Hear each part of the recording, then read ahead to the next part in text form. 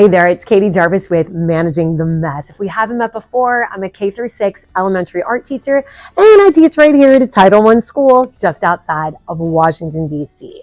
As we're recording this, I'm preparing to speak at the Virginia Art Education Convention. I'm going to be talking about art room management, and I'm planning on beginning my session with a quote that you may be familiar with from Maya Angelou. She's credited with saying, "People will forget what you said, people will forget what you did, but people will never forget how you made them feel." From the first time that I heard that quote, it really resonated with me as having a connection with student relationships. I know we all have memories of positive and negative ways that teachers have made us feel. Even though it's been years since we were students, we still carry that with us. So it's very important in your art room to have students feeling wanted and welcomed. In this video, we're going to talk about how to build those connections so that your students feel seen and feel valued. We're also going to talk about some things to avoid so that you're not eroding relationships with students. Imagine that you go to a restaurant and for whatever reason, you're not feeling welcomed. Maybe you open up the door to the restaurant and you're waiting to be seated, and staff kind of notice that you're there and ignore you. When you finally get seated, you have to wait for someone to come over, and you actually have to, wave somebody down to take your order. In giving your order, you're asking some questions about the menu and the ingredients, and the server kind of rolls their eyes at you. People in the restaurant are acting as though they really wish you weren't there. They don't want to have to work hard that day, and they don't want to deal with you. If this happens to you, it's going to really affect your overall impression of the restaurant. Even if you finally get your food and it is delicious, it might not taste as good because you're not feeling comfortable and welcomed in that restaurant. You're not likely to want to come back to that restaurant by the way that you felt when you were in the restaurant. If the next week your friend is wanting to go to that restaurant, you might talk them into going to visit another restaurant based upon your experience and how you felt the last time you were there. You'd be really unlikely to review that restaurant on Yelp or give them any positive feedback somewhere like on social media. Now, this has a really strong connection to what happens in your classroom. When your students are not feeling though they are welcomed, they're feeling uncomfortable in your classroom, that can strongly affect their behavior and their motivation. A former principal of mine that has since passed away, George Towery, used to always say, "You don't work hard for a boss you don't like." I always thought it was ironic that he said this because everyone adored George. The students, the community, and the staff would go above and beyond if it was for George. Now, at his funeral, I mixed and mingled and talked with lots of different people, and they all somehow worked into the conversation that they had to come that night to pay their respects because they were one of George's favorites, which I thought was ironic because I'm one of George's favorites. I quickly realized everyone there had a feeling that they were one of Mr. Towery's favorites. Now, when he was talking about that relationship, he wasn't talking about the relationship between the principal and the teacher. He was talking about that student-teacher relationship. Your students are not going to work hard if they don't like you. So what can you do about that? Well, thankfully, to get your students to like you, you do not need to be the cool teacher. You don't have to have a Stanley. You don't need to be up on the latest trends. You don't need to be knowing all the Skibbity Ohio toilet words and slang that's being used. You don't have to buy rewards or candy or prizes or parties. What you have to do is create relationships where you have a mutual respect, where your students feel like you want them to be there and they want to be there with you as well. They need to feel as though you are fair and kind, and you're going to get that positive engagement from them if they feel as though they like you. So I know what you're thinking. How is a practical and easy way to make connections with students and to build these relationships? Because we have hundreds of students.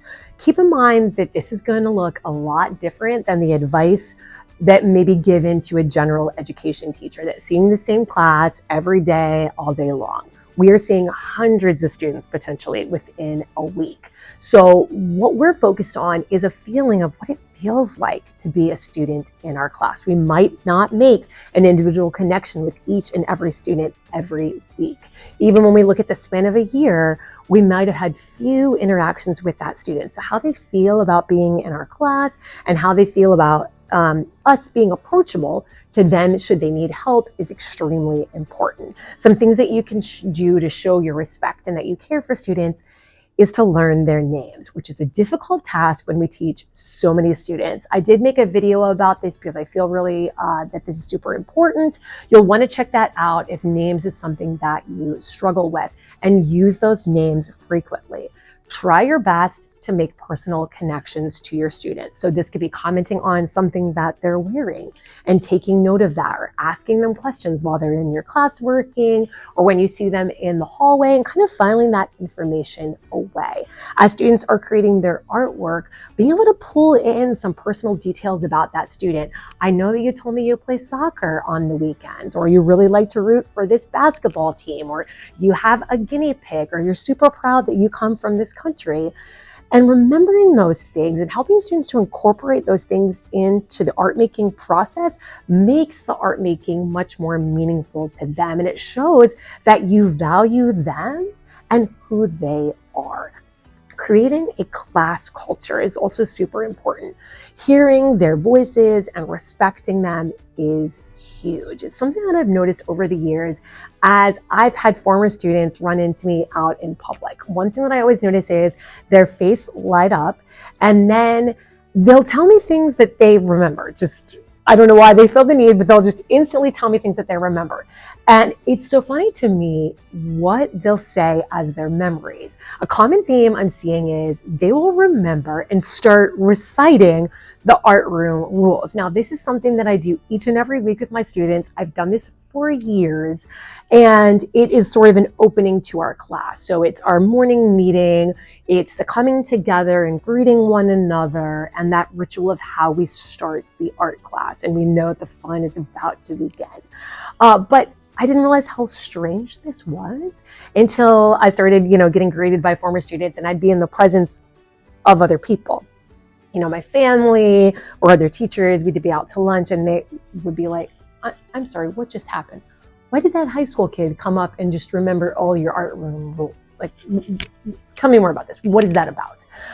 So then I started to realize that had a feeling for the students that really resonated, that they belonged in our class. They were part of that culture. They were part of that ritual of starting the art class.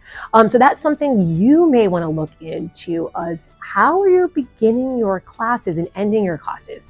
What is ways that you run your classroom and keep things smooth so that students feel as though their time is being respected, they're having the maximum amount of fun within that time, that you are in control of the class?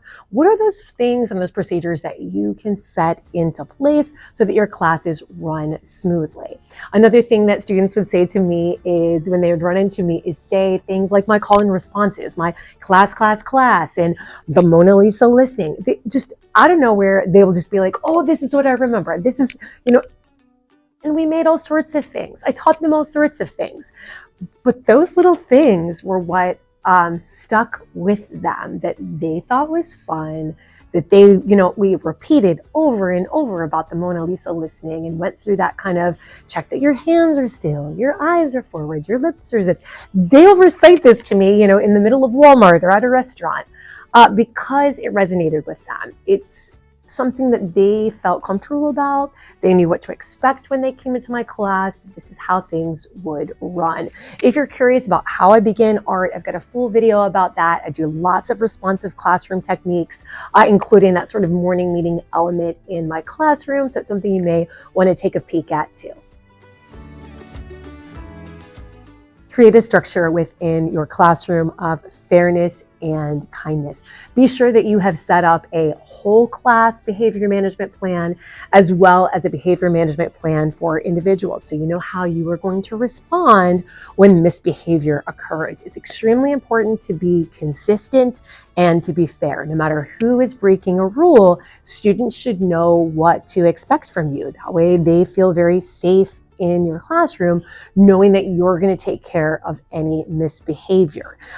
Also, modeling respect and giving people a second chance. If something goes wrong and students see like a student shouting out, we'll say, that person's still learning about raising their hand. We remodel, we reteach that behavior to that student, and we give them a chance to do the right thing. One of the things that my students, that were former students, have told me that they remember about my class and really enjoyed was my ketchup and pickle days. Now, this is something that I do at the end of every quarter, so this really only happened 4 times a year for my students, but it's something that really they enjoy. It gives them an opportunity to catch up on their work, which students expressed that they were thankful to be able to glaze a clay project and give it as a gift to their mom. Those might be supplies they don't have at home. So having that opportunity to finish unfinished work that they have maybe missed due to an absence or an illness was really important to them. And then also getting a chance to pick and choose, that's what a pickle is, having some free time to choose what was important to them, and me giving them that enjoyment and that fun day was something that they very much appreciated and remembered about how they felt in my classroom. Students remember fun, engaging projects, things that you get excited about and you are learning about and sharing with your students. They are going to find that enthusiasm contagious and really enjoy those types of projects. Your class should be filled with learning, but genuinely be a fun place to be. When students feel like you want them there and you're enjoying being with them, you're going to get a lot more out of those students than if they feel as though your class is a punishment. It's important to reflect on things that you might be doing that could damage or disconnect your relationships with students. A big one is when you remove a student from your class, whether you're sending them to the office or whether you're putting them out in the hallway. A student might perceive that as that they are no longer welcome in your class, that you do not want them to be there. So they're going to have certain feelings about that are going to make it really hard to work with that student in the future. Something else is that if you publicly call them out, let's say, for example, you're teaching 5th graders, you're in the middle of giving out directions and giving your lessons, and 2 of the students start having a side conversation. If you correct them and say, "Please stop talking while I am talking. It is my turn to talk. Stop." That's going to have a completely different reaction from those students. You're going to get that whole, "I wasn't talking. It wasn't me." Other students, "They weren't talking." It can become a whole thing. A different way of dealing with that that's a little bit more proactive is, I'm hearing some extra sounds. I'm going to wait till I hear silence. Kind of pause, 1, 2, 3, till you hear that silence for a few seconds. Okay, now we're ready to move on. A much more positive approach that gets everybody back on track, but also keeps everybody on your side. Nobody's feeling alienated, nobody's embarrassed or called out. You're not creating a confrontational situation. Let's say younger students, you got somebody rolling around on the carpet. "Hey everyone, can I get a clap, clap, elbow tap? Clap, clap, elbow tap. Now show me your Mona Lisa." Do a quick body check. Are your hands still? Are your eyes forward? Are your lips zipped? Okay, you've got everybody back with you and listening. You might have had 95% of the kids listening before, but it helps for those students to get them back on track. You're not encouraging other students to misbehave. You're just reminding everybody of what that positive expectation is and holding everybody to high standards. Something else that is a negative for students is that when you are giving excessive consequences, so maybe there is a little accident, they spill some water, they're not allowed to paint for the rest of the class. The punishment doesn't really fit the crime. Or overusing consequences. Maybe you have a timeout in your class and every time a student shouts out, they have to go there for 5 minutes. That might be too much for a first grader. If you are ignoring student concerns, you're not going to get to the root of why they're misbehaving. When somebody is talking while you're talking, hey, what's distracting you? That's an easy way to find out what's going on, because they're normally just not talking to be rude. They might be only talking because someone else is saying something to them or kicking their chair or something that you're not even seeing. So getting their perspective, understanding what their concerns are, and actually listening to them is really going to help with building those relationships and for them to feel respected. If you have inconsistent expectations, that's going to damage your relationships with students. So that's giving consequences to some students. If they are, spraying paint all over their paper and splatter painting, they have to put their painting on the drying rack, where other students, you're just saying, oh, remember, we're not splatter painting, and you're just giving that verbal reminder, but they're not being asked to put their painting on the drying rack and stop painting for the day.